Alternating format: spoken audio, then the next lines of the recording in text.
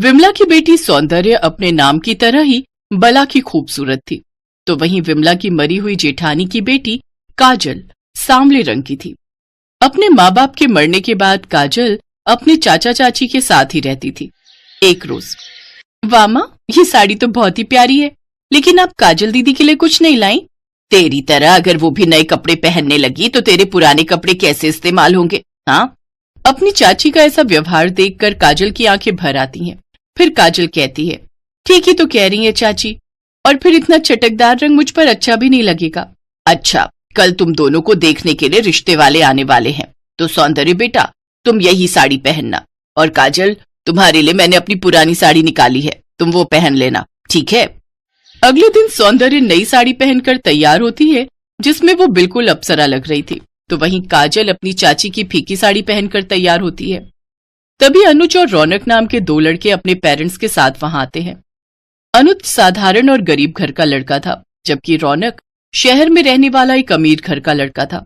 सौंदर्य और रौनक एक दूसरे को पसंद कर लेते हैं, तो वहीं काजल और अनुज भी इस रिश्ते के लिए हाँ कर देते हैं।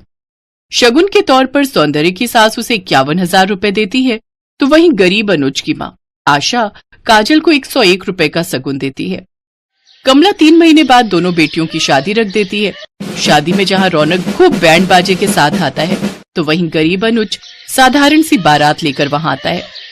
फेरों के दौरान जहां अमीर दूल्हे के घर वाले महंगे महंगे सोने और डायमंड की ज्वेलरी अपनी बहू को देते हैं, तो वहीं अनुज सिर्फ काले मोतियों का बना हुआ मंगलसूत्र ही काजल को पहनाता है। विदाई के बाद दोनों बहनें अपने अपने ससुराल आ जाती हैं। काजल का ससुराल 2 कमरों का ही था, जहां काजल का स्वागत करने के लिए 2-4 मेहमान ही थे, और उसकी सास हाथों में पूजा की थाली लिए खड़ी थी। आओ बहू, अपने शुभ कदम अपने इस नए घर में रखो। माँ, अच्छे से इसकी नजर उतार दो ताकि जीवन में इसे कोई कष्ट न मिले। मेरी सास और पति सच में दोनों कितने अच्छे हैं, जो मेरा कितना ध्यान रखते हैं। दूसरी तरफ सौंदर्य गृह प्रवेश के लिए अपने ससुराल की दहलीज पर खड़ी थी। उसका ससुराल एक बड़ी कोठी में रहता था। ढेर सारे मेहमान खड़े थे, ढोल वाले दरवाजे पर खड़े थे। काफी देर तक ढोल नगाड़े बजते हैं। रौनक मम्मी जी से कहो ना वो गृह प्रवेश करवाएं, मैं खड़े खड़े थक गई हूँ। अरे रुक जाओ ना सौंदर्य, तुम देख नहीं रही माँ कितनी खुश है? उनके इकलौते बेटे की शादी है, उनको एंजॉय करने दो। फिर काफी देर बाद वो सौंदर्य का स्वागत करती है। तब तक सौंदर्य काफी थक चुकी थी। अपनी सुहागरात पर रौनक अपनी पत्नी को कार की चाबी देता है। ओह वाओ, इतना बड़ा गिफ्ट! तुम्हारा दूल्हा बहुत बड़ा बिजनेसमैन है, ये सब तोहफे तो वो अपनी वाइफ को दे ही सकता है। ऐसे ही समय बीता। एक रोज शहर से सौंदर्य काजल से मिलने उसके ससुराल आई। मेरे जितने भी अरमान थे ना, रौनक उससे बढ़कर ही मेरे लिए करते हैं। आधे से ज्यादा महीना घर से बाहर बिजनेस ट्रिप पर ही रहते हैं और लौटते वक्त मेरे लिए ढेर सारे तोहफे लाते हैं। अब जीजा जी की तरह कोई छोटी मोटी दुकान तो चलाते नहीं, बहुत बड़ी कंपनी चलाते हैं। जिस कार से मैं आई हूँ ना, वो उन्होंने ही मुझे गिफ्ट की है। वैसे दीदी, तुम्हारी इस गरीबी में कैसे कट रही है? सच कहूँ तो मेरे घर की नौकरानी भी तुमसे अच्छे कपड़े पहनती है। भले ही मेरा पति गरीब है, लेकिन वो मेरे लिए अपनी जान देते हैं, मुझे अपना वक्त देते हैं और मेरा बहुत ख्याल रखते हैं। मैं मानती हूँ कि मेरे इस घर की कीमत तुम्हारी इस कार से कम है, लेकिन फिर भी मैं यहाँ बहुत खुश हूँ। सौंदर्य अपनी बहन की ऐसी बातें सुनकर वहां से चली जाती है। ऐसे ही समय बीतता है। एक रोज रौनक ट्रिप पर जाता है, लेकिन वो 2 महीने तक घर नहीं लौटता और ना ही सौंदर्य से ठीक से फोन पर बात करता है।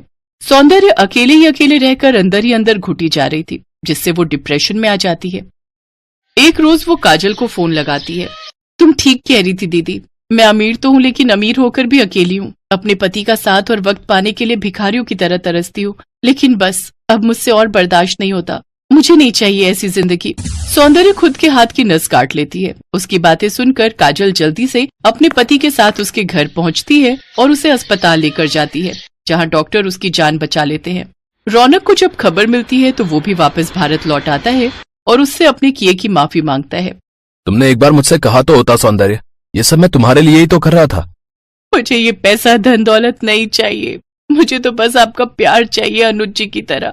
उस दिन के बाद सौंदर्य को अपनी गलती का एहसास हो जाता है और अब वो अपनी बहन को फिर कभी नीचा नहीं दिखाती, क्योंकि अब उसे अच्छे से अमीर और गरीब दूल्हे में फर्क समझ आ गया था।